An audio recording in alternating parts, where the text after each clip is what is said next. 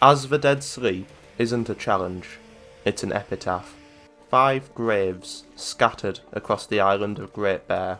5 names to remember before the cold takes you too. No second chances, no healing, just whatever's left in your backpack and the knowledge that every mistake is permanent. The prey wildlife on the island is gone. No deer, no rabbits, just wolves and bears, which all see you for what you are. The last warm meal for 100 miles. The only saving grace is that there's no time limit. Death is the only barrier.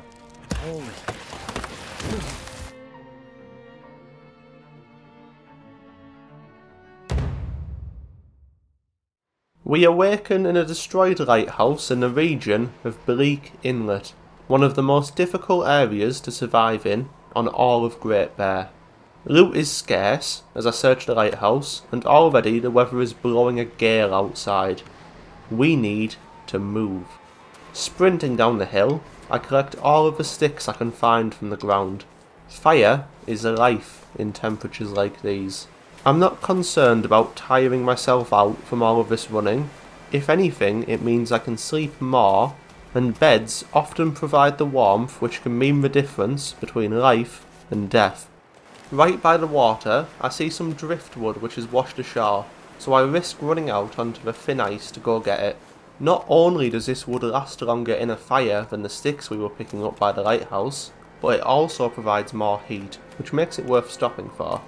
In this fishing hut I find a sewing kit and some sardines, before heading up to these workers' residences on the shore, which are our first bastion from the cold. I find a raggedy old sports vest which I immediately throw on, before getting a quick 2 hours sleep to warm back up a bit. Originally my plan for escaping Bleak Inlet was to sneak around this side of the bay and straight into a transition cave, but this bear put a wrench in my plan, and I hastily rerouted across the bridge and up the western side. It's fortunate I did, because I ended up finding a pry bar in a flipped truck, which I can pry open locked containers with on my journeys, as well as being a sufficient weapon against wolves in a struggle, if worst comes to worst. I eventually stumble my way over to a trailer by the waterside, where I find quite literally nothing, but I'm able to repair the vest I found, and have another quick rest to warm up again. I head outside and straight into a pack of timber wolves. These big mean fluffy machines are relentless and will not leave me alone until I either kill one, which I have no weapon to easily do so, or I leave the area.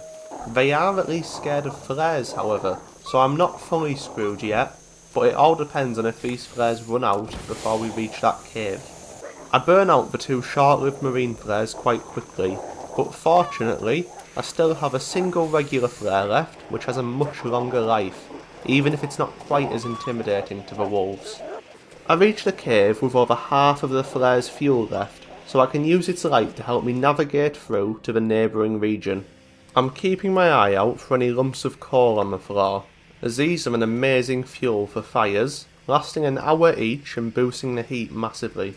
Approaching the exit, I stop to start a fire so that I can melt some snow into water, since the paltry half litre I started with didn't last very long. I also craft an improvised head wrap, since I'm yet to find a hat and would like to avoid getting frostbite on my head. Despite being rather tired, I'm not quite ready to stop yet, so I head out into the wide open region of forlorn muskeg. I grab some reishi mushrooms from nearby tree stumps, which will be incredibly important soon, but unfortunately the wind blows out my torch. Approaching an old homestead on the edge of the frozen swamp, I see wolves out on the ice. Having expended all of my flares in Bleak Inlet, and with it being too windy to light a torch, I have no way to scare them off, and therefore need to give them an extremely wide berth. Whilst the main house has long been burnt down, an old shed stands on the grounds which contains a bed and a forge, which I can use to rest and to keep me warm respectively. To conserve my precious supply of matches, I first light a torch, which is guaranteed, before attempting to start the fire, so even if my attempt fails the torch will still be lit, and I can try again as many times as needed. Fortunately, it only took the one try, and I can then toss in some coal and cedar wood to get the fire nice and hot. After looting the rest of the shed for some more food and firewood, I settle in to sleep through the night, ready to head back out tomorrow. The most important thing we found here is a flask, and that's because of the power of tea. Using those reishi mushrooms I foraged yesterday, I make 3 teas, and after keeping them hot by the fire, I'm going to drink one and empty the other 2 into my flask to keep them hot. Every time you drink a hot tea, you're given a 40% boost to your temperature bar, and the warming up buff, which lasts for 1 in-game hour, and halves temperature loss. This means that by making effective use of teas, we can travel more than twice as far as before, without needing to stop and warm up. Using 2 of the 3 teas, I make it halfway across the entire region in terrible weather, without needing to stop and warm up once, and find myself at this derailed train where I find a flare and an improvised knife. I light a fire and warm up a can of soup I found earlier, before heading out into the cold with my warm drinks in tow. I pulled a few torches out of the fire and extinguished them, so that I can carry the fire with me on a torch, and then light a new one as the current one starts to burn down. This won't be necessary later once I've found a few boxes of matches, but right now I only started with 8 and don't know when I can get more, so every match saved could potentially extend my life significantly. Along my journey I'm taking the time to collect cattails from any bodies of water I pass. The stalks are light and edible, providing 150 calories each, and the heads can be used as tinder for a fire. After following the railway for a while, I come across this tunnel through the mountains at the region's edge, which takes us through to the region of Broken Railroad, where our first grave resides. I'm expecting a fight as I approach the maintenance yard in this region, since it's usually swarming with wolves, so I make sure to get a new torch out as I enter. I was very surprised then to see absolutely no wolves around, and a tense but safe walk over to the first grave. I found the water, like I promised, where the rivers meet the sea. A bitter and empty place.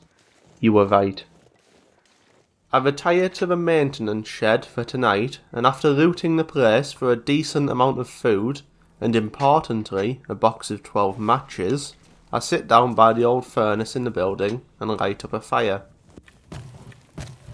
After a good sleep, where I unfortunately took a bit of damage from dehydration because I slept too long with not enough to drink beforehand, I cook up some more teas in the morning, fill up my flask, and hit the road. Despite how it may appear, we are in quite a poor situation here for one big reason. To reach the next grave, we're going to have to make 2 big rope climbs, which are incredibly tiring. Between me and these climbs there are 0 beds, and we haven't yet found a bedroll, so that's not an option. So I was kind of just banking on finding a tin of coffee grounds or an emergency stim to give us the energy to reach the top. So far, I've found a single cup of coffee and no stims, so there's a non-zero possibility I'll fall to my death trying to make the climb due to fatigue and end up needing to start the whole run over again. Despite this, I decide to dilly-dally and make a fire to cook up a few more teas, even with 2 left in my flask. By the time I set off again, I thankfully haven't gotten too much more tired, but heading out into the muskeg, I have a decision to make. I can walk along the water's edge and collect cattails for food, or I can walk inland and collect mushrooms for teas. I decide on walking inland because teas are life out here, and we'll be passing through a town after a big climb where I'm likely to find a decent amount of food. Travelling inland, however, also has an increased risk of running into wolves, but fortunately they are afraid of fire, so I can scare them off by just dropping my torch at my feet and threatening them with a stone.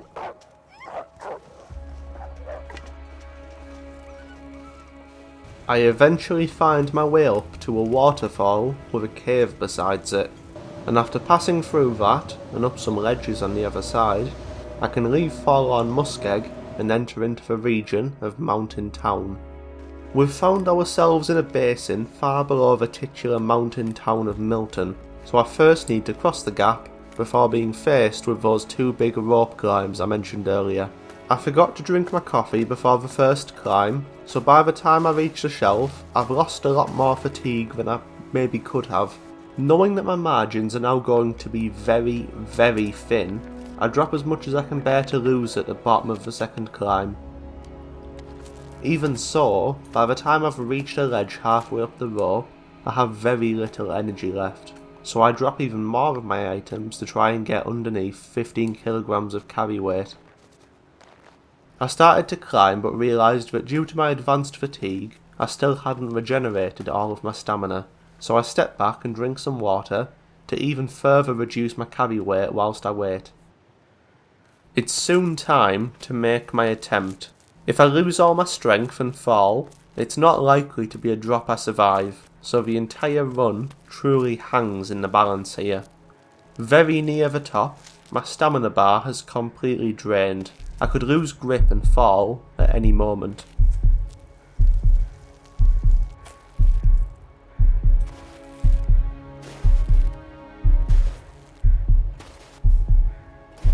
With my heart in my throat, I just about made it to the top.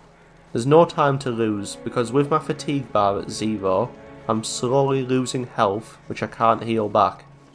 I soon stumble across this farm, and the farmer lying face down in the barn with the key to the main building in his coat pocket.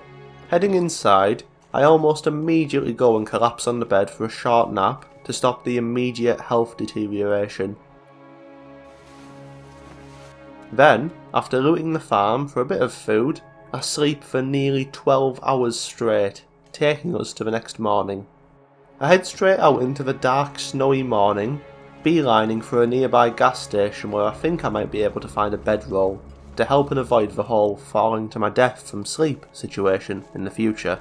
I reach the gas station, slowly freezing to death. There's no bedroll unfortunately, but there is plenty of food and water, so I grab that and get on my way. After looting literally the entire town, which gave me a load of food, a bit of coffee, some matches, and then little else of note, I head out towards the cave into Hushed River Valley, which is where the next grave lies. Hushed River Valley is a beautiful but labyrinthine region, so fortunately for us, the grave is not ridiculously far from the entrance and doesn't require climbing any ropes, which otherwise is kind of this region's whole thing. I find the grave up on Maple Falls Vista. We were all so cold, more than we could take. No escape from it. Please, forgive me. Those of you who've seen my last The Long Dark video on my channel, where I beat the Escape the Dark Walker challenge, will find two glaring similarities between it and this video. Firstly, I'm following the exact same route region-wise, which is mostly a coincidence, but secondly, the difficulty falls off a fucking cliff past the halfway point of the challenge. At this point I've collected a load of mushrooms for teas, have half decent clothes, and have more than a satisfactory supply of food and matches. Worry not, I'll pump the gas a little bit so that this doesn't get boring. After a quick trip back through Mountain Town, I find myself in Mystery Lake, where I am now. I finally found a bedroll in Mystery Lake's camp office, meaning I can sleep wherever I want and don't need to plan my travel around beds anymore. By the time I exit out of the other side of the region, into the ravine transition region, where the next grave is located at the bottom of, it's far into the night. By tying a climbing rope I found earlier to a rock at the top of the ravine's steep edge, I can climb down and find myself faced with a derailed train. The most important item in here is this emergency stim, which not only gives me 60 seconds of boundless energy to help me make the climb back out of the ravine, but also heals a bit of my health while I'm at it. Needless to say, an item which heals health in a challenge where you can't normally heal health is solid liquid gold. After sitting by the fire for a few hours and heating up some tea, I'm ready to make my ascent from the ravine. At the bottom of the rope I inject the emergency stim and immediately begin the climb, easily making it to the top. Now, dear viewer, what did I miss? You may have been shouting at the screen that I forgot to show the ravine grave, but in fact, I forgot to go to the ravine grave at all. Well, back down we go. I do eventually find the grave, a short walk down the river from that train carriage. I left you behind. My guts freezing, my feet on fire. Each step 100 years. It was too far. Too far. I spend the night in a nearby cave, expending near enough all of my firewood just to not freeze to death, before heading back up the rope the next day with the help of a few cups of coffee.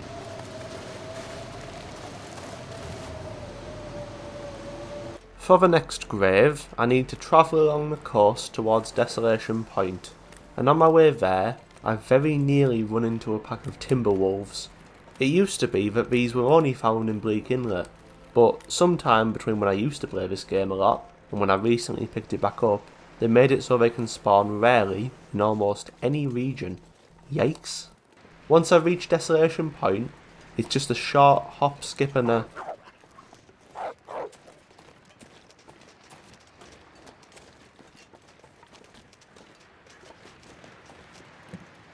Phew, that was close. I took an hour's skip in the car to let the wolf wander back off, and then, once it looks like the coast is clear, I head back out. Just in case, I throw a stone to try and lure it out, but nothing happens. So I just light up another torch and get back on my way. In the nearby lighthouse, I find an emergency stim, and the most depressing note you can find in this game.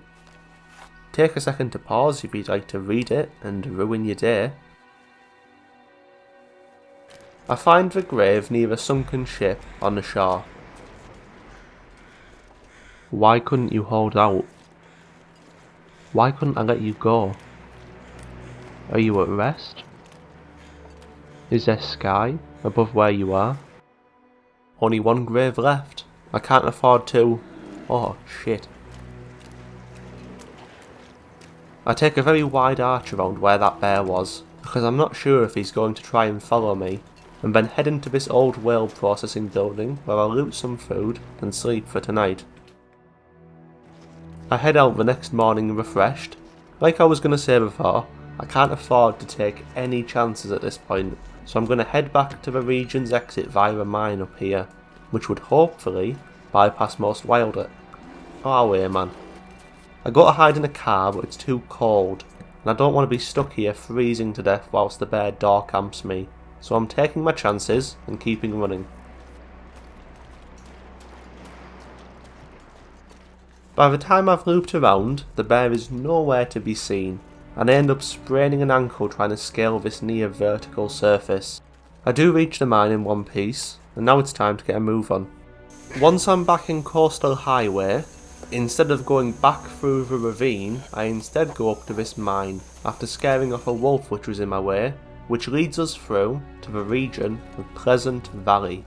Pleasant Valley is a whole world of its own, easily one of the largest regions in the game, and with weather which can go from blazing sunshine to impenetrable blizzard in a heartbeat. It's not, however, the home of the final grave.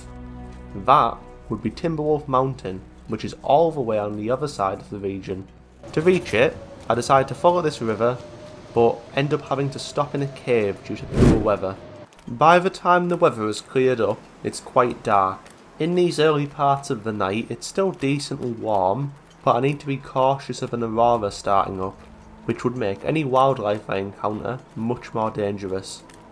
I almost run into yet another bear, which would have been catastrophic because out here, I have literally nowhere to hide. Once I've reached the region's edge, I pop that emergency stim from the lighthouse to let me climb up the rope into Timberwolf Mountain. Stumbling into the region with little energy and the cold wind swirling around me, I find a mountaineering hut and decide to stay there until morning rather than risk getting lost trying to find a grave in the dark. After a short nap, I head out into the pale light of dawn in search of the grave, and soon find what I'm looking for, up on a hill overlooking this little lake. Paying my final respects, I lay down to surrender myself to the snow, and as the dead, I sleep. The world falling away. Did you know already, somehow, before you left us? The lights, they just go on.